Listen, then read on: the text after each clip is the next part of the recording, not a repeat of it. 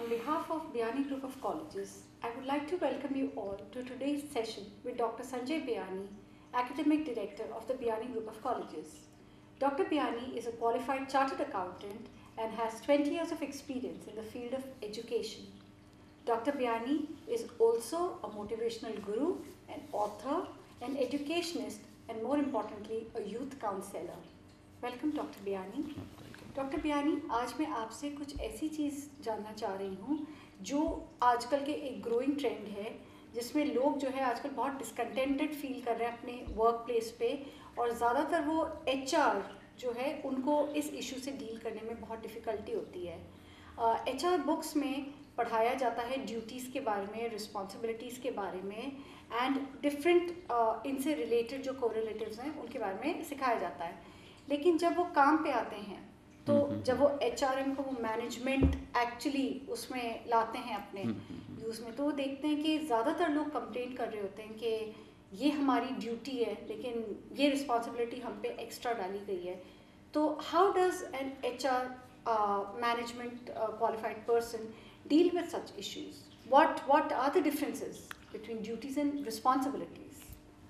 अनु ma'am, आपने जो ये बात बोली है अभी, ड्यूटीज़ एंड रिस्पॉन्सिबिलिटी बहुत वाइडर टर्म है, और अगर ये समझ में आ जाए तो मुझे लगता है परफॉर्मेंस लेवल ही बढ़ जाए, हमारा ऑर्गेनाइजेशन की प्रोडक्टिविटी और एफिशिएंसी बढ़ जाए। क्योंकि ये बहुत मिसकंसेप्शन है लोगों को, लोग वर्क को एंजॉय नहीं कर रहे हैं, लोग अपने काम को ड्यूटी की तरह ले रहे हैं, बोझ की तरह ले रहे हैं। ड्यूटीज़ एक लगता है मुझे क्लर्क्स के लिए बनाया हुआ वर्ड है, रिस्पॉन्सिबिलिटी मैनेजर्स और अथॉरिटी के लिए बनाया हुआ शब्द है। अगर आपको, इसलिए जब हम बोलते हैं ड्यूटीज़ तो ड्यूटीज़ के साथ लगता है duties are undertaken, duties are not undertaken, responsibilities are undertaken. It means it is volunteer impact, volunteer efforts.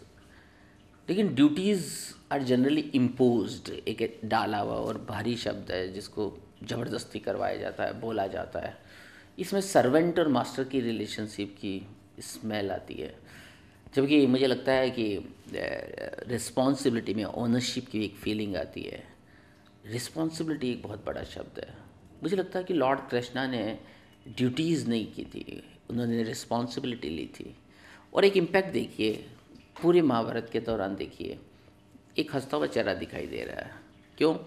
क्योंकि वो ड्यूटी नहीं है, वो रिस्पॉन्सिबिलिटी अंडरटेक करना है। तो रिस्पॉन्सिबिलिटी एक बहुत पावरफुल टर्म है। तो कैसा बिहेवियर और कैसे उसको डील करते हैं, इस पर डिपेंड करता है। तो मुझे लगता है कि duties and responsibility, both words are very important while we are learning HR policies. So in real life, with your practical experience, I think you will be able to identify the traits, जो qualities हैं, जो ऐसे person को differentiate करते हैं, एक जो सिर्फ ड्यूटीज़ निभाते हैं और एक जो सिर्फ रिस्पॉन्सिबिलिटीज़ निभाते हैं, और मे बी एक जो दोनों को बैलेंस करते हैं। हाँ, आपने ठीक बोला है कि हाउ यू विल आइडेंटिफाई, कि अगर मैं मैनेजर हूँ तो कैसे पता चलता है कि ये पर्सन ड्यूटी ले रहा है या ये पर्सन रिस्पॉन्सिबिलिटी फील कर रहा है। आदत ही अलग होती है, तरीका ही अलग होता है, बॉडी लैंग्वेज ही अलग होती है।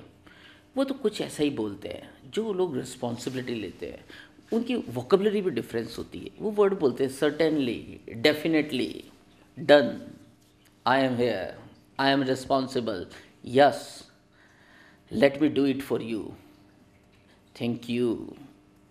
एक एटीट्यूड ही अलग तरह का होता है, और मुझे लगता है वही करेज वाला एटीट्यूड है।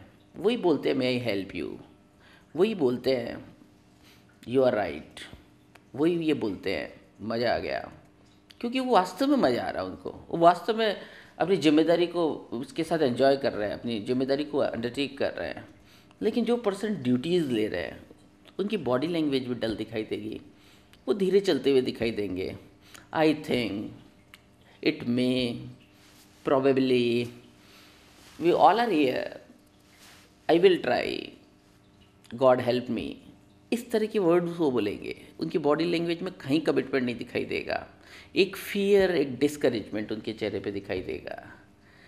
कितना अच्छा है कि ये जो लोग, जो जिन्होंने फियर को बनाया है, जो डर को बनाया है, ये सब लोग रिस्पॉन्सिबिलिटी की चलते, जहाँ पे पावर है, जहाँ एनर्जी है, जहाँ एंथुजियाज़म है, जहाँ मज़ा है, जहाँ हैप्पीनेस है, जहाँ स्माइल है, जहाँ जहाँ कॉन्फिडेंस है, जहाँ ताकत है, ये रास्ता अगर हम लोग चुन ले तो कितना अच्छा होगा।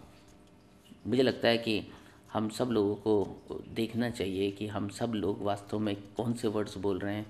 वो वर्ड्स बोल रहे हैं जिससे हम लोग रिस्पॉन्सिबिलिटी की तरफ जा रहे हैं, यानी मैनेजर बनने जा रहे हैं, यानी ताकतवर पर्सन बनने जा रहे हैं, या हम कुछ हमारी बॉडी लैंग्वेज ऐसी है जो दबने वाली है, फियर वाली है, जो हमारे को क्लर्क बना रही है, जो हमारे को फॉलोअर बना रही है।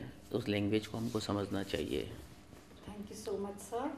सर ने बहुत राइटली हमें ये बताया है कि हमारे ऊपर ड्यूटीज़ भी निभाने का कार्यभार रहता है और रिस्पॉन्सिबिलिटीज़ भी हमारे ऊपर पड़ती ही हैं, लेकिन सिर्फ ड्यूटी निभाने वाला जो है ज़रूरी नहीं है कि वो रिस्पॉन्सिबल हो, लेकिन जो रिस्पॉन्सिबल पर्सन है वो अपनी ड्यूटीज़ को भी अच्छे से निभाएगा। Am I right sir? Yes yes, very true. तो इन दैट केस रिस्पॉन्सिबिलिटीज़ बहुत इंपॉर्टेंट पार्ट होती हैं, इंटीग्रल पार्ट होती हैं हमारी लाइफ का, and one should always be responsible in life, क्योंकि इससे आप सिर्फ अपनी ड्यूटीज़ को ही पूरा करना नहीं सीखते, आप अपने आप को डेवलप करना, अपनी पर्सनैलिटी को आगे बढ़ाना भी सीखते हैं।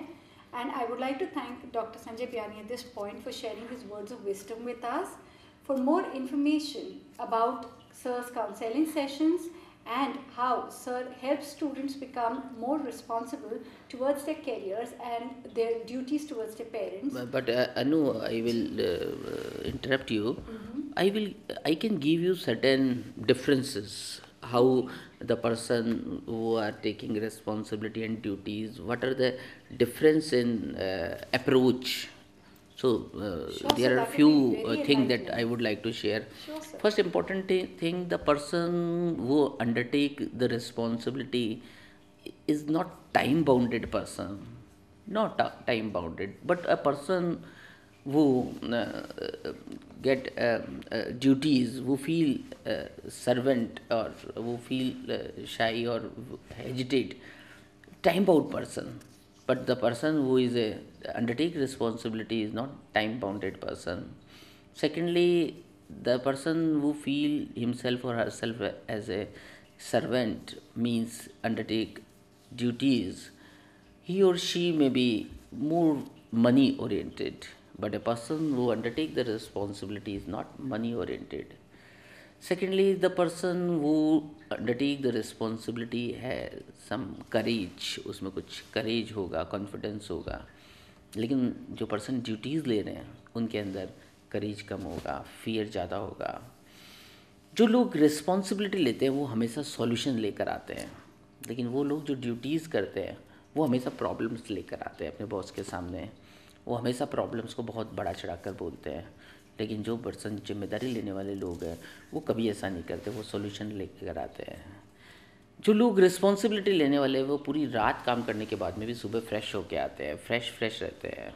लेकिन जो लोग ड्यूटीज़ लेने वाले हैं वो रात का सफ़र करने के बाद अगले दिन हॉलीडे बनाते हैं, क्योंकि वो माइंड से थकते हैं। मुझे लगता है कि जो लोग रिस्पॉन्सिबिलिटी लेते हैं वो वर्क ओरिएंटेड होते हैं, वो एक्सक्यूज़ नहीं देते, वो वर्क करते हैं, वो जिम्मेदारी लेते हैं। लेकिन जो ड्यूटीज़ करने वाले लोग हैं उनके पास एक लंबी लिस्ट है एक्सक्यूज़ देने की। इसके अलावा जो मुझे लगता है कि जो ड्यूटीज़ देने वाले लोग हैं वो बिज़ी होते हैं, पर बहुत माइन्यूटली देखें तो बिज़ी विदाउट वर्क होते हैं। लेकिन जो रिस्पॉन्सिबिलिटी लेने वाले लोग हैं वो बिज़ी विथ वर्क होते हैं। तो ये कुछ ऐसे डिफरेंसेस हैं जिनको हमें समझना पड़ेगा। और वो लोग ज़्यादा एंथुजियास्टिक भी दिखेंगे, ज़्यादा जिंदा दिल दिखेंगे जो लोग रिस्पॉन्सिबिलिटी ले रहे हैं, लेकिन वो उनमें कम पावर दिखाई देगी जो ड्यूटीज़ लेते हैं। तो मैं चाहता हूँ कि वो सब HR पर्सन्स, वो सब एम्प्लॉइज़ जो कहीं वर्क कर रहे हैं उन्हें एक ऑप्शन लेना है कि वो कौन सा ऑप्शन ऑप्ट करें। ड्यूटीज़ वाला ऑप्शन ऑप्ट करें कि रिस्पॉन्सिबिलिटी वाला ऑप्शन ऑप्ट करें।